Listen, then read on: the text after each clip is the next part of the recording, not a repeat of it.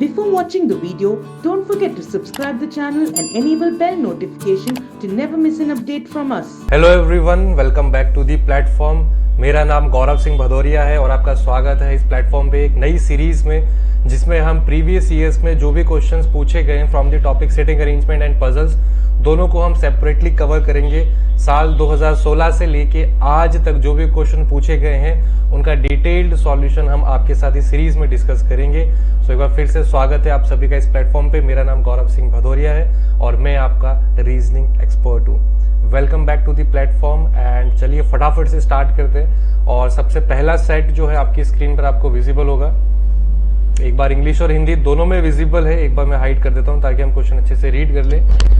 So as आप screen पे देख सकते हैं, ये क्वेश्चन IBPS PO 2016 में पूछा गया था। प्रीलिम्स बेस्ड क्वेश्चंस रहेंगे सारे। टोटल 8 लोग हैं, नाम आपको गिवन है। एक सर्कुलर सिटिंग अरेंजमेंट है, सर्कल में बैठे हैं, फेसिंग दी सेंटर क्लियरली आपको गिवन है। सारी चीजें आपको कंडीशंस वगैरह सब इंग्लिश और हिंदी में क्लियरली विजिबल है, गिवन है। सभी लोग फेसिंग दी सेंटर हैं। सारे के सारे सभी के सभी 8 लोग जो हैं अलग अलग प्लेसेस से हैं। ओखला, द्वारका, लाजपत नगर, चाणक्यपुरी, साकेत, महरौली, रोहिणी, करोल बाग। लेकिन जरूरी नहीं है कि सारी इंफॉर्मेशन सेम ही ऑर्डर में हो। फॉर एग्जांपल जो नाम पर्संस का है उसी ऑर्डर में जगह का नाम हो, ऐसा कुछ कंपलसरी नहीं है, गिवन है आपको। उसके बाद कंडीशन स्टार्ट हो जाती है, जैसे W is third to the left of Y, the person जो द्वारका से बिलोंग करता है is immediate right of W। And अगर आप इसी तरीके से पूरा पढ़ेंगे तो सारी इंफॉर्मेशन क्लियर कट इंग्लिश और हिंदी में आपको विजिबल होंगी। तो चलिए थोड़ा सा टाइम लीजिए, कोशिश करिए इसे सॉल्व करने के लिए, क्योंकि ये प्रीलिम्स बेस्ड है तो उतना कुछ डिफिकल्ट नहीं होगा। बस आपकी स्पीड और एक्यूरेसी मैटर करती है, कोई सा भी प्रीलिम्स एग्जाम हो। ठीक है, चलिए आगे बढ़ते हैं और इसको हम सॉल्व करते हैं। अगली स्क्रीन पे ये क्वेश्चन आपको यहाँ पे केवल इंग्लिश में दिखेगा, बट एक्सप्लेनेशन एंड एवरीथिंग हम आपको बाइलिंगुअल रखेंगे, इंग्लिश एंड इन हिंदी। ठीक है, सॉल्व करना स्टार्ट करते हैं। क्या चीजें गिवन है देखिए, 8 लोग हैं। ठीक है, सभी का नाम गिवन है, फेसिंग दी सेंटर है। तो चलिए एक काम करते हैं, एक सर्कल बना लेते हैं। टोटल 8 लोग हैं, 1 2 3 4 5 6 7 8। सभी का सभी फेसिंग दी सेंटर है, तो कोई कंफ्यूजन नहीं है, ड्रॉ कर लेते हैं। उसके बाद कंडीशंस कहां से स्टार्ट हो रही है उस पर फोकस करते हैं। देखिए यहां से W is sitting third to the right of Y। अब कोई भी सिटिंग अरेंजमेंट हो, कोई भी पजल हो, कुछ बेसिक बुनियादी चीजें जो हमें हमेशा याद रखनी है। कोशिश करिए जो भी कंफर्म इंफॉर्मेशन गिवन है, जो भी पक्की खबर आपको पता है, जैसे कि इसमें अगर बात करें W is third to the left of Y, आपको पता है W third left of Y, तो मैं यहां से स्टार्ट कर सकता हूं। यहां पर मैं Y को प्लेस कर दूंगा, W is third left of Y, 1 2 3 ये आपका W हो जाएगा। ठीक है, उसके बाद जब आप कंफर्म इंफॉर्मेशन प्लेस कर देते हैं, उसके बाद उससे संबंधित, उससे रिलेटेड इंफॉर्मेशन और क्या क्या आपको गिवन है उस पे आपको फोकस करना है। इसी तरीके से सारी पॉसिबिलिटीज बन जाएंगी। एंड होते होते सारी कंडीशंस को यूज करते करते लास्ट में एक ही सॉल्यूशन आपके पास बचेगा जो आपका करेक्ट सॉल्यूशन होगा। ठीक है, आगे बढ़ते हैं इस क्वेश्चन में और अच्छे से सॉल्यूशन देखते हैं। ठीक है, W is third left of Y कर दिया आपने। The person who is from Dwarka immediate right of W, जो पर्सन द्वारका से है इमीडिएट राइट ऑफ W है, तो ये वाला जो पर्सन है ये कहां से हो जाएगा, ये द्वारका से हो जाएगा, immediate right of W। And W is not from Okhla, W के लिए भी आपको गिवन है कि W ओखला से नहीं है, तो यहाँ पे छोटा सा क्रॉस लगा के W के पास में लिख देते हैं कि W ओखला से बिलोंग नहीं करेगा। आगे देखते हैं, B is fourth right of Z, Z is not the neighbour of Y। ठीक है, तो Z Y का नेबर नहीं है, तो Z क्रॉस Z यहाँ पे लिख देते हैं, Z Y का नेबर नहीं है। B is fourth right of Z, इसे यूज करते हैं। Z इज Y का नेबर नहीं है, neither B nor Z is immediate neighbour of Y, neither B, अच्छा W, ना तो B ना तो Z immediate neighbour of W, तो कहीं ना कहीं Z और B यहाँ पर नहीं आएंगे।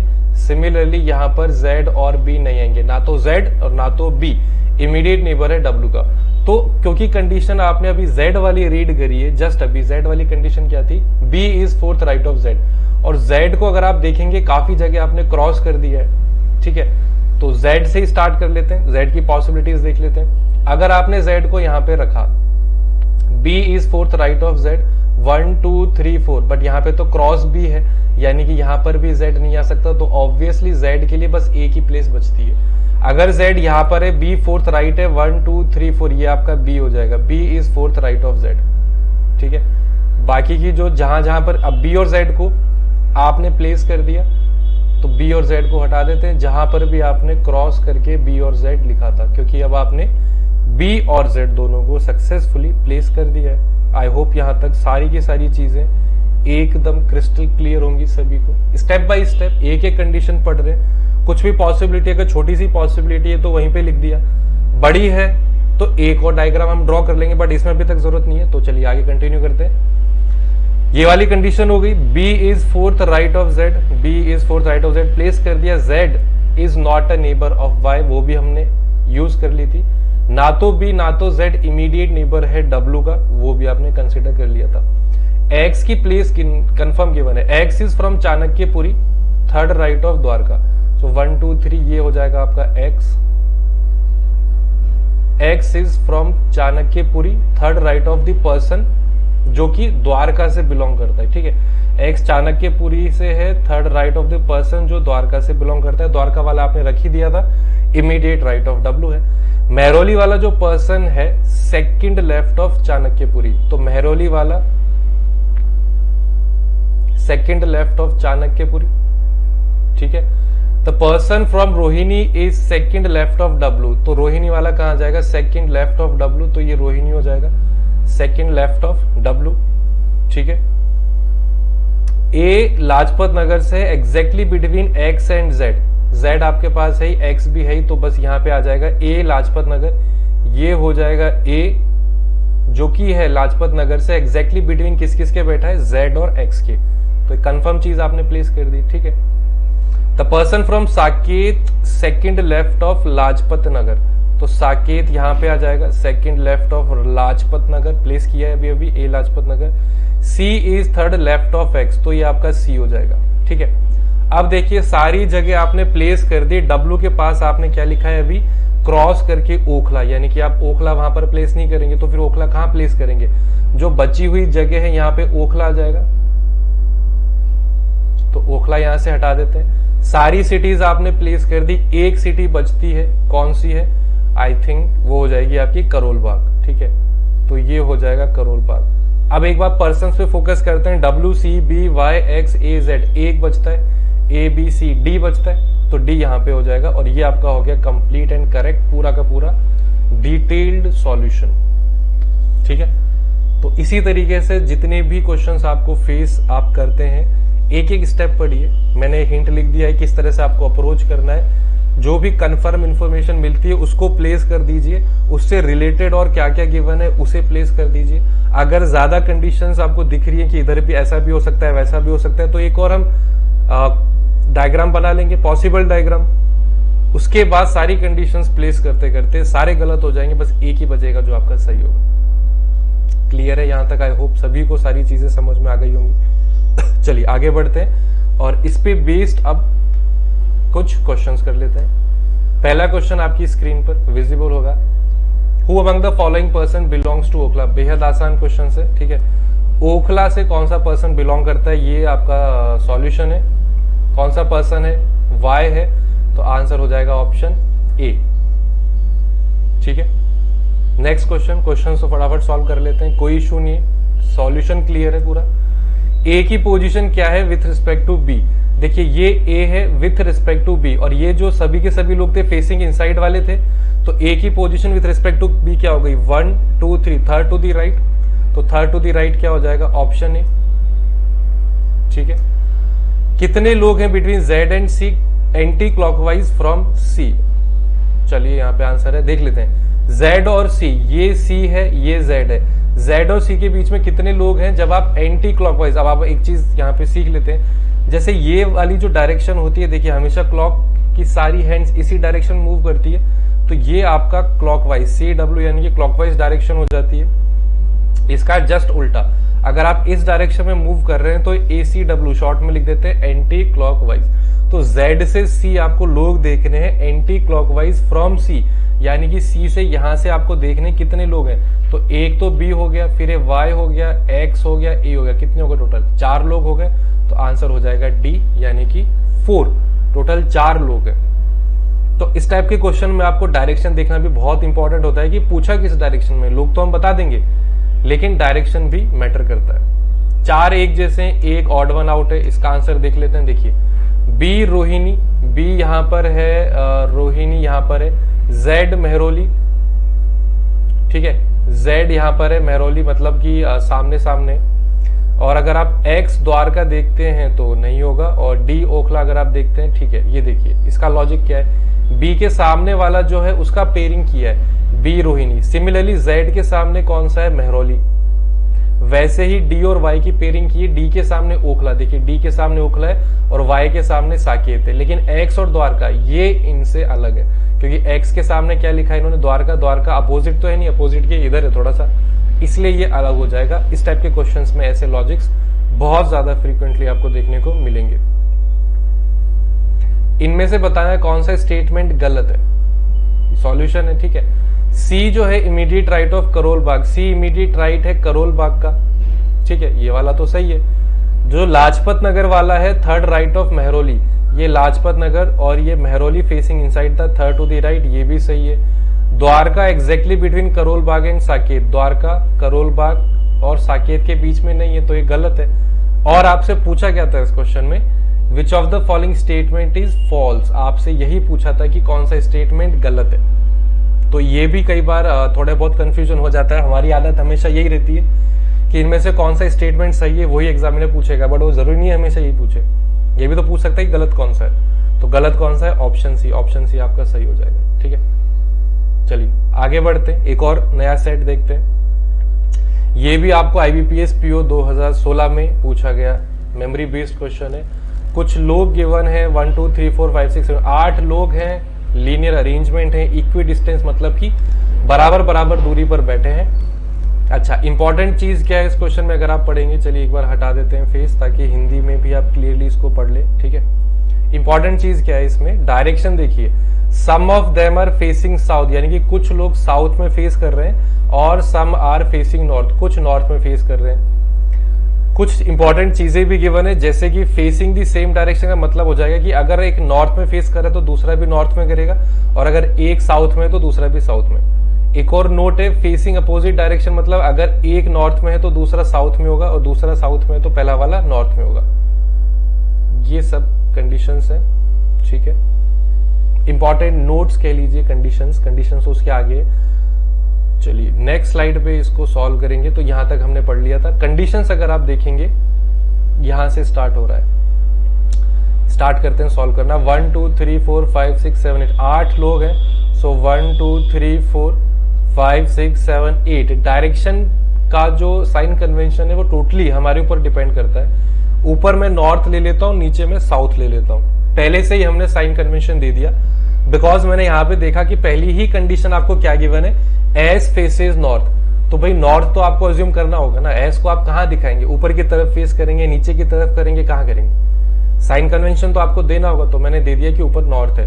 अब जो भी कंडीशंस होंगी हम आगे देखते हैं। तो पहली कंडीशन क्या है, एस फेसेस नॉर्थ, एस हम ऊपर नॉर्थ में फेस जहां पर भी प्लेस करेंगे, T is third to the left of S, ठीक है। Only one person between T and X. चलिए, S faces north, only 2 to the right of S.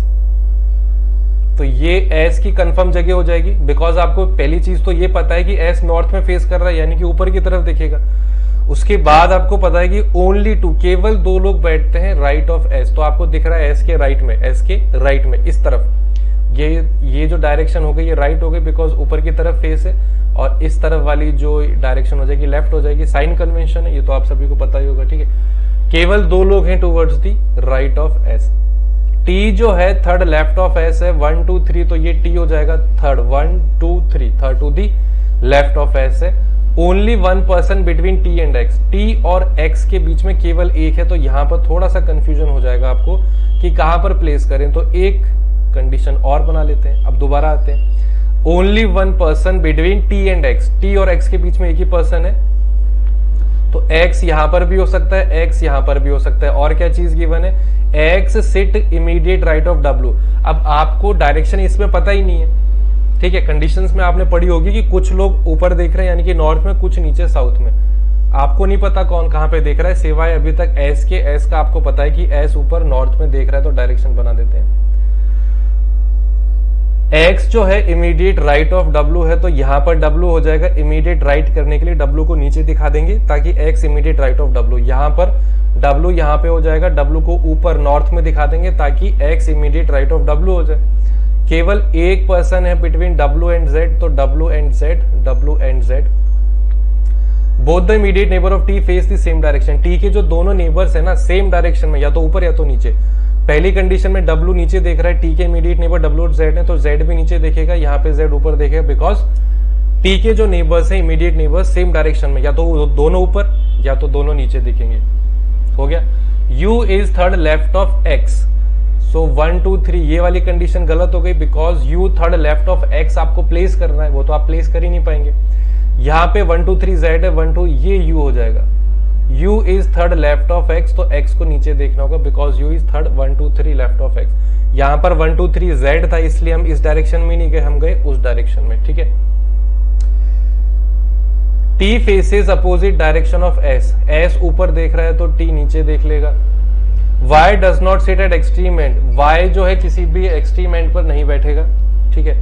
y जो पर्सन है किसी भी एक्सट्रीम एंड पे नहीं बैठेगा, तो ऑब्वियसली यहाँ पे y नहीं आएगा, तो y यहाँ पे आ जाएगा। y does not sit at any extreme end. v faces same direction as w। अच्छा, रिमेनिंग पर्सन कौन सा हो गया, v हो गया, तो v सेम एज w, तो v भी ऊपर, बिकॉज w ऊपर देख रहा है। Both y and u face opposite of z, y और u की क्या है, अपोजिट ऑफ z, यानी कि ये भी नीचे और ये भी नीचे। ये हो गया आपका पूरा सॉल्यूशन। बताइए कोई भी डाउट? थोड़ा सा आपको लग सकता है, बट पीओ लेवल का एग्जाम है, तो इतना तो एग्जामिनर आपसे मेहनत करवाएगा ही कि कम से कम 1-2 कंडीशंस बनवा दे, ठीक है। ये आपका डिटेल्ड सॉल्यूशन हो गया। हर एक पर्सन की आपको डायरेक्शन भी पता है। ऊपर वाला मैंने साइन कन्वेंशन नॉर्थ लिए, तो जितने भी लोग ऊपर देख रहे होंगे सब नॉर्थ फेसिंग होंगे, नीचे देखने वाले सभी साउथ होंगे। उस हिसाब से राइट और लेफ्ट आप डायरेक्शन कर ही लेंगे, ठीक है। इस पे बेस्ड क्वेश्चंस देख लेते हैं फटाफट से। पहला सेट है, कितने लोग नॉर्थ फेसिंग है, नॉर्थ फेसिंग कितने, ये आपका सॉल्यूशन था, अभी अभी आपने देखा था। नॉर्थ क्योंकि मैंने ऊपर एज्यूम कर लिया था, ये साउथ था, तो नॉर्थ फेसिंग कितने हो गए, 1 2 3 4 हो गए, ऑप्शन बी क्लियर है। और देखते हैं ऑड वन आउट। चलिए ऑड वन आउट देख लेते हैं। W और X इमीडिएट नेबर्स दिख रहे हैं, क्या पता इमीडिएट नेबर वाला लॉजिक हो।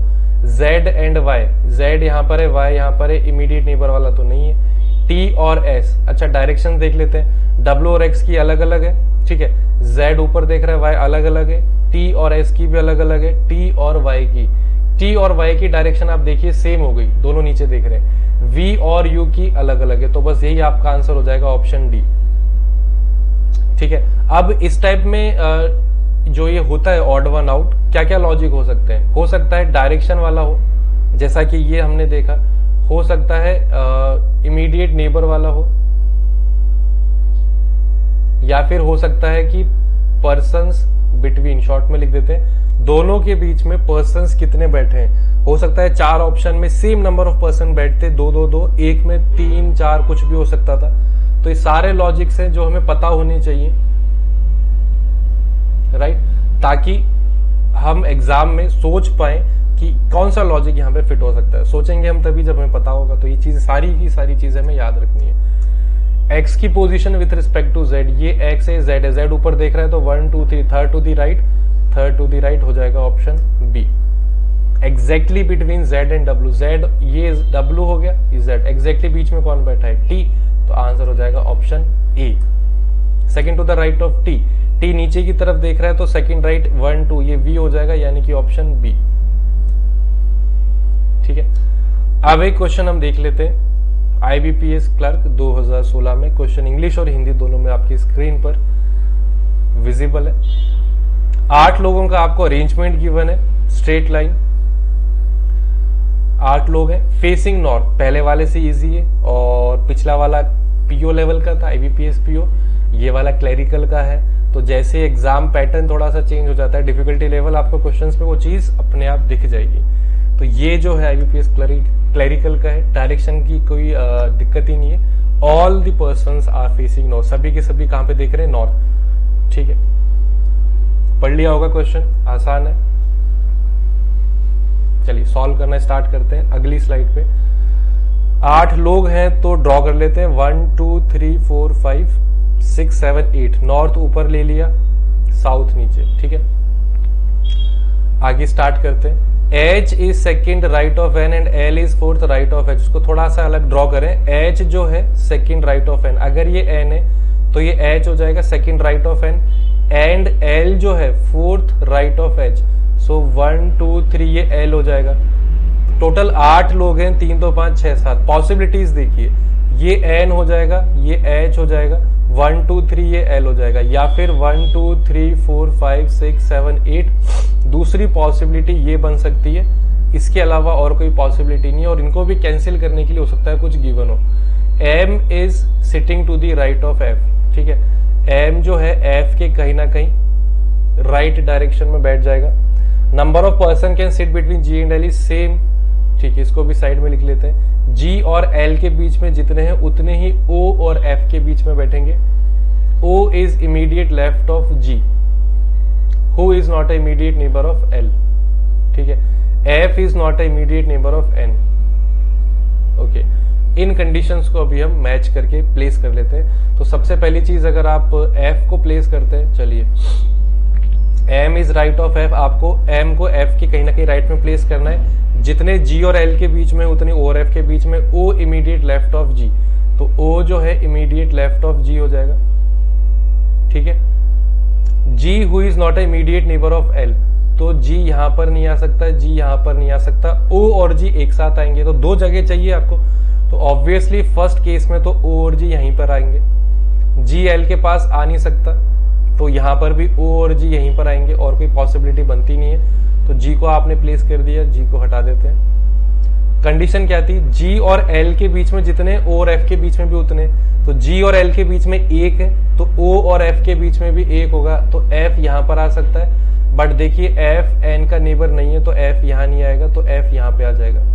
G और L के बीच में 1 है, तो O और F के बीच में, बट F N के पास नहीं आएगा, तो F आ जाएगा यहां पे। ठीक है, F के राइट में कहीं ना कहीं M था, तो यहां पर M आ जाएगा। बट ये कंडीशन गलत हो गई, बिकॉज F के राइट में अब आपके पास जगह ही नहीं बची F के राइट में कि आप M को प्लेस कर पाए, तो ये कंडीशन गलत है। ठीक है, बाकी की सारी कंडीशन फुलफिल हो गई। पर्सन कौन सा बचता है? E बचता है। E यहां पर आ जाएगा N और H के बीच में। ये हो गया आपका पूरा सॉल्यूशन।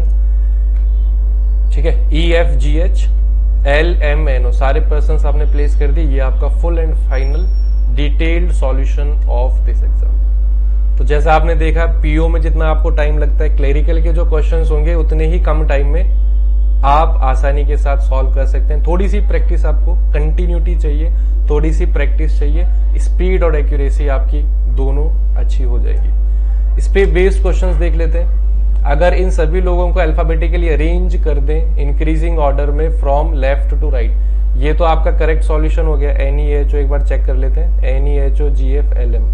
ठीक है, अब क्वेश्चन क्या बोल रहा है कि इन अल्फाबेट्स को, यानी कि ये जो पर्सन्स के नाम है, इनको अरेंज करना है इंक्रीजिंग ऑर्डर में लेफ्ट टू राइट। ये लेफ्ट हो गया, ये राइट हो गया। ठीक है, तो ABCD देखिए, E यहां पर आ जाएगा।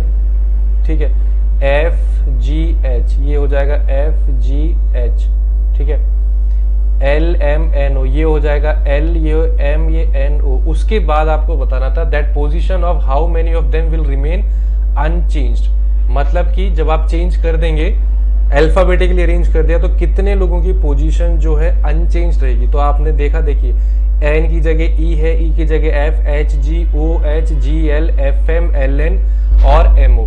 किसी की भी पोजीशन सेम नहीं है, सबकी चेंज होगी। तो आंसर हो जाएगा नन। किसी की भी पोजीशन अनचेंज नहीं है, सबकी पोजीशन चेंज हो चुकी है। तो करेक्ट आंसर हो जाएगा ऑप्शन ए। आगे देखते हैं, इनमें से कौन से 2 ऐसे हैं जो कॉर्नर्स पर बैठे हैं। कॉर्नर पर कौन कौन बैठा है? N बैठा है और M बैठा है। N और M करेक्ट आंसर हो जाएगा option A. Correct answer to this question will be option A. चलिए, इस अरेंजमेंट के हिसाब से ई रिलेटेड है ओ से, कुछ भी लॉजिक हो सकता है, देख लेते हैं। ई किस तरह रिलेटेड है? E is related to O, देखिए ई के सेकंड राइट में है O, and H is related to G, H का देखिए राइट में है जी। सेम लॉजिक पे ओ किससे रिलेटेड होगा? ओ का सेकंड राइट देख लेते हैं, ओ रिलेटेड होगा एफ से, तो आंसर हो जाएगा ऑप्शन बी। ये लॉजिक आप ही को ढूंढना था, ठीक है। कितने हैं बिटवीन ई एंड एम? ये पर्सन ई हो गया, ये एम हो गया। कितने लोग हैं? 1 2 3 4 5, 5 लोग हैं, तो मोर देन 4 आपका आंसर हो जाएगा option E. Third to the left of H, H यहां पर है, third to the left of H 1 2, third left में तो कोई है ही नहीं, तो करेक्ट आंसर नो वन, कोई भी नहीं है, केवल 2 ही लोग हैं to the left of H. ये आपका आंसर हो जाएगा ऑप्शन सी, ठीक है। तो पहला वाला क्वेश्चन क्लरिकल का ही था, ये भी आईबीपीएस क्लरिकल 2016 का ही है, बट दोनों में डिफरेंस क्या है? डिफरेंस अगर आप देखेंगे तो पहला वाला केवल एक सिंगल लीनियर, मतलब सिंगल लाइन वाला था। यहाँ पे ये जो है 8 लोगों का अरेंजमेंट है 2 पैरेलल रोज में। आपको ये भी गिवन है कि अच्छा, कई बार क्या होता है, ये पैरेलल रोज वाले जो होते हैं उसमें आपको 8 या 10 लोग दे दिए, बट आपको ये नहीं बताएंगे कि रो 1 में कितने कौन से लोग हैं, रो 2 में कौन से लोग हैं, वो आप ही को फाइंड करना होता है कंडीशंस के हिसाब से, तो थोड़ा सा लेवल हाई हो जाता है। क्लरिकल प्री में तो नहीं आएगा, मेन में डेफिनेटली आ सकता है। तो यहाँ पे नाम भी दे दिया, रो 1 में ABCD है, फेसिंग साउथ है, PQRS सेकेंड रो में फेसिंग नॉर्थ है, उसके बाद 2 या 3 लाइन की कंडीशंस है। आई होप अभी तक सारी की सारी चीजें आपको क्लियर रही होंगी। इसको जरा सा सॉल्व करते हैं, ठीक है। टोटल 8 लोग हैं, पैरेलल रोज हैं, ठीक है। तो 1 2 3 4 ये मैंने रो 1 कर दी, और यहाँ पर कौन कौन से लोग हैं? ABCD है, फेसिंग साउथ है, ठीक है। और यहाँ पे रो 2 हो जाएगी, रो 2 में कौन है? PQR और ऐसे फेसिंग साउथ है, फेसिंग नॉर्थ है, ठीक है। तो ये ऊपर वाली डायरेक्शन नॉर्थ है, ये साउथ है, तो ये सभी के सभी लोग ऊपर, मतलब रो 1 वाले नीचे देखेंगे साउथ में लिखा हुआ है फेसिंग साउथ, नीचे जो रो वाले हैं PQRS वो ऊपर देखेंगे नॉर्थ में। तो इस तरीके से सभी पेयरिंग बन जाएगी और एक दूसरे को फेस करते हुए ये लोग इस अरेंजमेंट में बैठे, ठीक है। कंडीशंस पढ़ना स्टार्ट करते हैं। ये देखिए लिखा भी है, इस अरेंजमेंट में हर एक सदस्य इस तरीके से बैठा है कि वो फेस करता है another member of the another row, मतलब कि सामने वाली रो के उस इंसान को फेस करते हैं, एक दूसरे को फेस करते हैं। R is sitting second to the left of the person who faces A, इसका मतलब है अगर ये ए है तो इसको जो फेस करता हुआ ये पर्सन है, इसका जो सेकंड लेफ्ट है वो आर होगा, ठीक है। आर सेकंड लेफ्ट है, लेकिन किसका सेकंड लेफ्ट है? उस इंसान के जो ए को फेस करता है, ठीक है। आगे देखते हैं। S is immediate neighbour of R only 1 between A and D. चलिए इसकी पॉसिबिलिटीज देख लेते हैं। हो सकता है ए यहां पर कॉर्नर पर बैठा हो, अगर ए यहां पर होगा तो आर यहां पर हो जाएगा।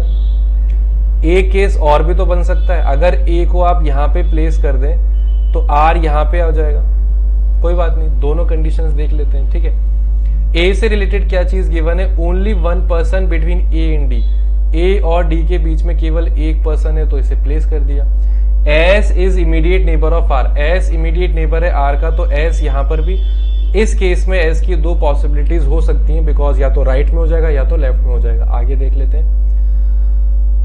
बी जो है किसी भी एक्सट्रीम एंड पर नहीं बैठा है, बी एक्सट्रीम एंड पर नहीं है, तो ये बी हो जाएगा, इस केस में ये बी हो जाएगा। रिमेनिंग जगह कौन ले लेगा? सी ले लेगा, यहां पर भी सी ले लेगा, बिकॉज बी एक्सट्रीम एंड पर नहीं है, ठीक है। ये लास्ट वाली लाइन हमने यूज की थी।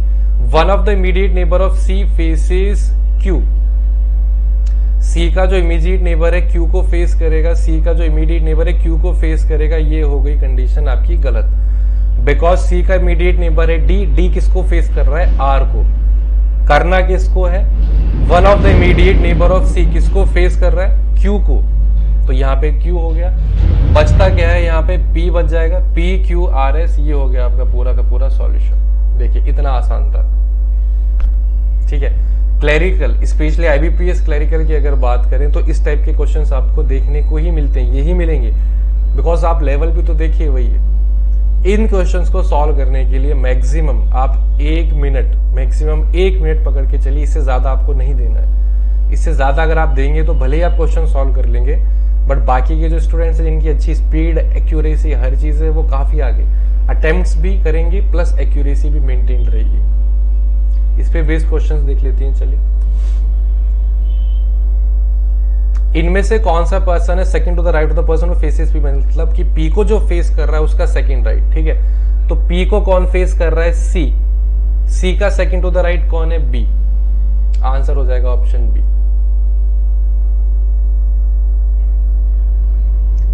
ऑड वन आउट है, चलिए देख लेते हैं। तो अगर आप ध्यान से देखेंगे डी, सी, पी और आर, डी, सी, पी और आर, ये जो चारों लोग हैं ये एक्सट्रीम एंड्स पर बैठे हैं ना, डी, सी, आर और पी। लेकिन ये जो क्यू है ये बीच में बैठा है, इसलिए क्यू उन चारों से अलग हो जाएगा। Correct answer to this question will be definitely option C.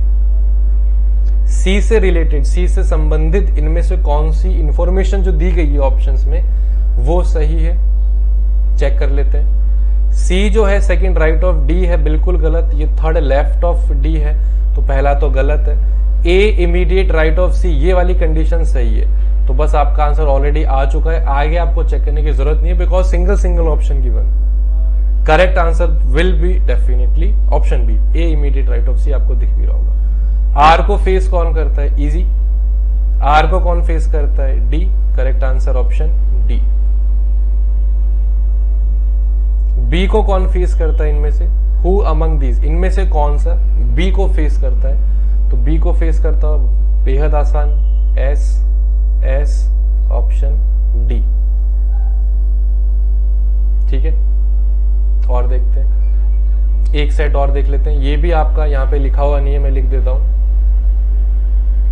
IBPS clerical में आया था, ये भी 2016 का या 17 का, मैक्सिमम 16 का ही है। ठीक है, इसे एक बार रीड करते हैं, इंग्लिश और हिंदी दोनों में क्लियरली विजिबल है। एक बार हाइड भी कर देते हैं ताकि आप इसे आराम से एक बार पॉज करके, जब भी आप ये वीडियो देखेंगे, आराम से आप इसे पॉज करके स्क्रीनशॉट ले सकते हैं, पढ़ सकते हैं। 8 फ्रेंड्स हैं सिटिंग इन स्ट्रेट लाइन, फिर से स्ट्रेट लाइन का ये। अच्छा, लेकिन डायरेक्शन अगर आप देखेंगे तो कुछ लोग फेसिंग नॉर्थ है। अच्छा, some of them are facing south, कुछ नॉर्थ में, कुछ साउथ में।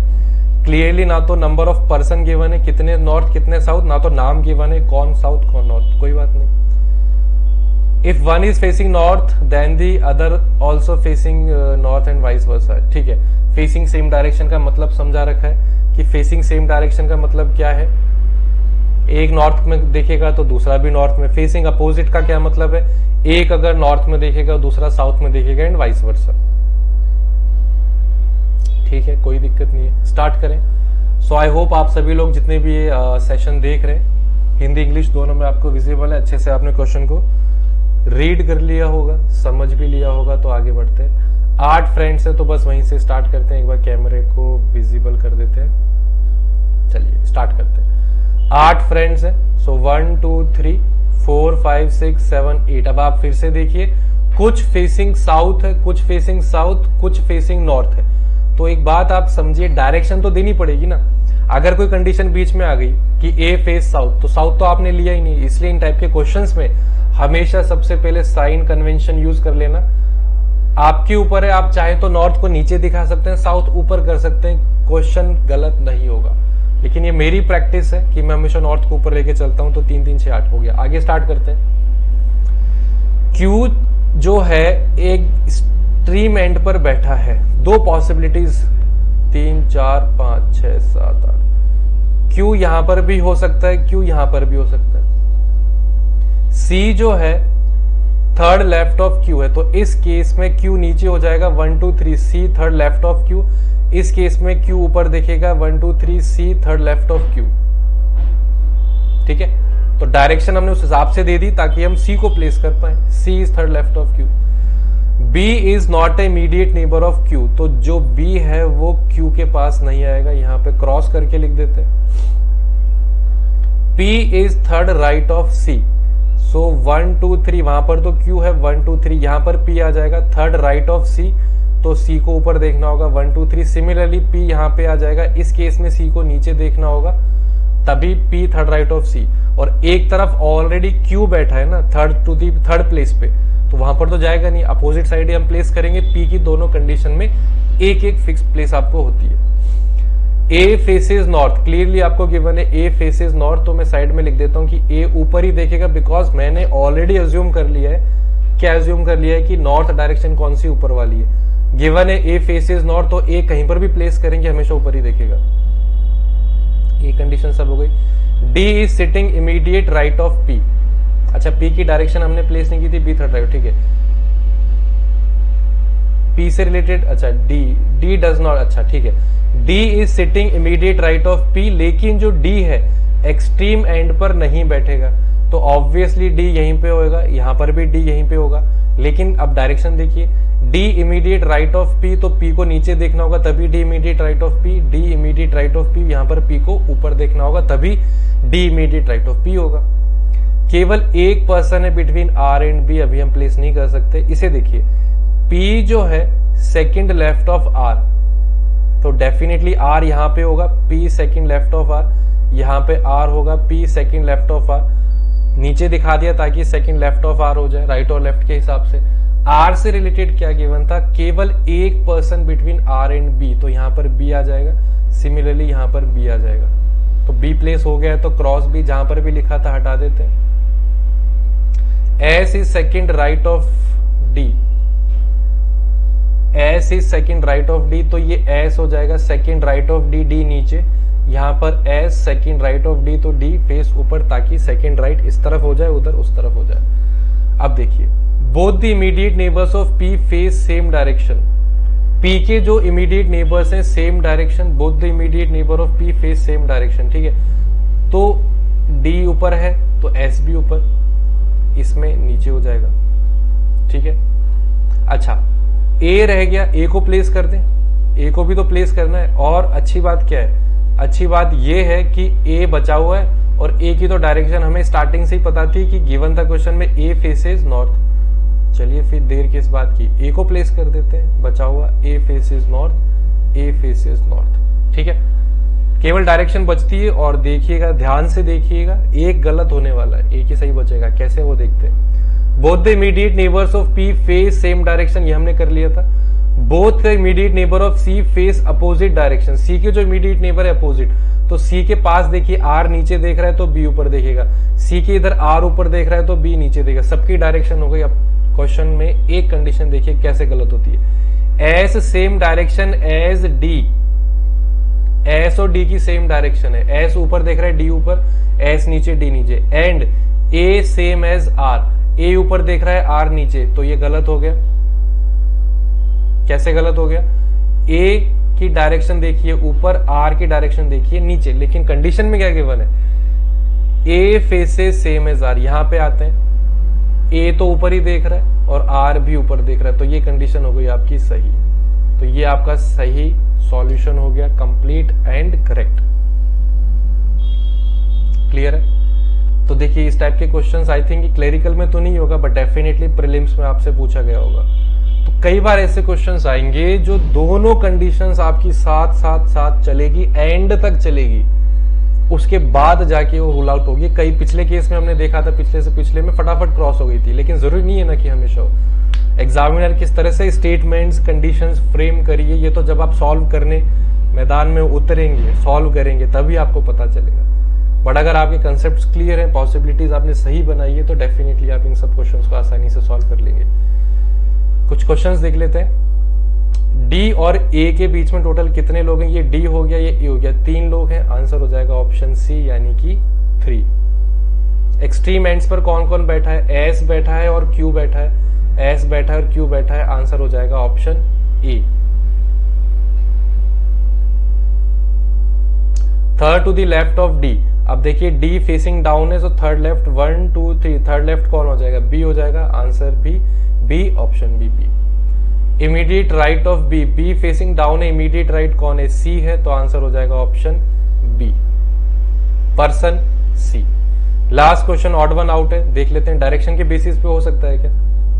अब क्योंकि देखिए, क्वेश्चन पे डिपेंड करता है। इस क्वेश्चन में क्योंकि कुछ ऊपर देख रहे हैं, यानी कि नॉर्थ में, कुछ नीचे, 5 ऑप्शन तो हो सकता है, कंफर्म नहीं है कि इसी पे बेस्ड ऑन डायरेक्शन पे कुछ नॉर्थ कुछ साउथ देख लेते हैं। ए कहाँ पे देख रहा है, देखिए ए ऊपर देख रहा है, सी नीचे देख रहा है, एस फिर से नीचे देख रहा है, बी भी नीचे देख रहा है, डी भी नीचे देख रहा है। तो सब नीचे देख रहे हैं, किसको छोड़ के, ए को छोड़ के, बिकॉज ए ऊपर देख रहा है। तो यही ऑड वन आउट हो गया ना। जब आप बहुत सारे क्वेश्चंस आप सॉल्व कर लेंगे तो आपको ये चीजें खुद नोट होने लगेगी कि ये इनके जो लॉजिक्स होते हैं ना ऑड वन आउट वाले, जहां पे आपको फाइंड करना है कि एक ऑप्शन बाकी सबसे अलग है, किस तरह से अलग है वो आपको फाइंड करना होता है। तो आप काफी क्वेश्चन सॉल्व कर लेंगे तो आपको वो चीजें दिखने लगेगी, अपने आप दिखने लगेगी। चलिए, सो इस सेशन में ऐड होने के लिए बहुत बहुत सभी लोगों का धन्यवाद।